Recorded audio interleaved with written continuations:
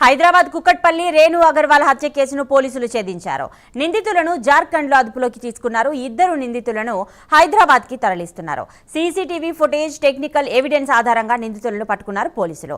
రేణు అగర్వాల్ హత్యకు ముందు తూప్రాన్లో మందు హర్ష గ్యాంగ్ పార్టీ చేసుకుంది. పార్టీలో మొత్తం 9 మందిని పోలీసులు గుర్తించారు. క్యాబ్ డ్రైవర్ ఇచ్చిన సమాచారంతో నిందితులను అరెస్ట్ చేశారు. ఇక ఇదే అంశానికి సంబంధించిన మరింత సమాచారం మా ప్రతినిధి కుమార్ అందిస్తారు. కుమార్, జార్ఖండ్ నుంచి ఆ ఇద్దరు నిందితుల్ని అయితే ఇక్కడికి తీసుకొచ్చే ప్రయత్నం చేస్తున్నారు. సో అదంతా ఎప్పటి వరకు జరగచ్చు?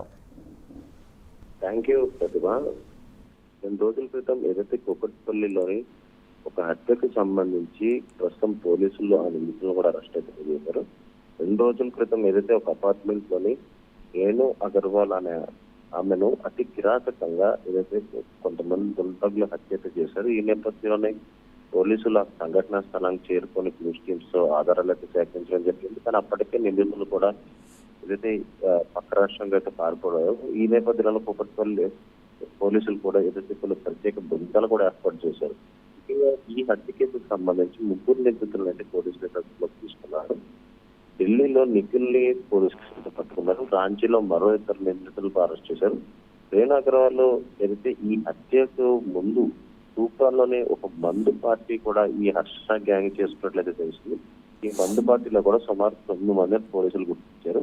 అలాగే క్యాబ్ డ్రైవర్ ఇచ్చిన సమాచారంతో నిందితులు అయితే ప్రస్తుతం పోలీసులు అయితే అరెస్ట్ చేయడం జరిగింది. ముఖ్యంగా 2 రోజుల క్రితం జరిగిన ఈ హత్య కూడా ఒక సంచలనంగా మారింది. ఏదైతే ఒక అపార్ట్మెంట్ లో ఈ రేణు అగర్వాల్ అనే ఆమెని కట్టేసి కుక్కర్తో పుట్టి మరి చంపేశారు. ఆ తర్వాత ఆమె ఒంటిపై ఉన్న బంగారాన్ని కూడా తీసుకుని వెళ్ళిపోవడం జరిగింది. ఈ నేపథ్యంలో పోలీసులు కూడా ఈ కేసుని ఛాలెంజింగ్ గా తీసుకొని 5 ప్రత్యేక బృందాలు ఏర్పాటు చేశారు. ఈ నేపథ్యంలో ఢిల్లీ ఒక బృందం, అలాగే రాంచీలో మరొక బృందం నేపథ్యంలో అక్కడ నిఖిల్ అలాగే మరొక 2 కూడా అరెస్ట్ చేయడం జరిగింది. ప్రస్తుతం జార్ఖండ్ నుంచి కూడా వాళ్ళిద్దరిని కూడా ట్రాన్సిట్ వారెంట్ కింద ప్రస్తుతం హైదరాబాద్ తీసుకొచ్చే ప్రయత్నాలు అయితే చేస్తున్నారు. రైట్ కుమార్.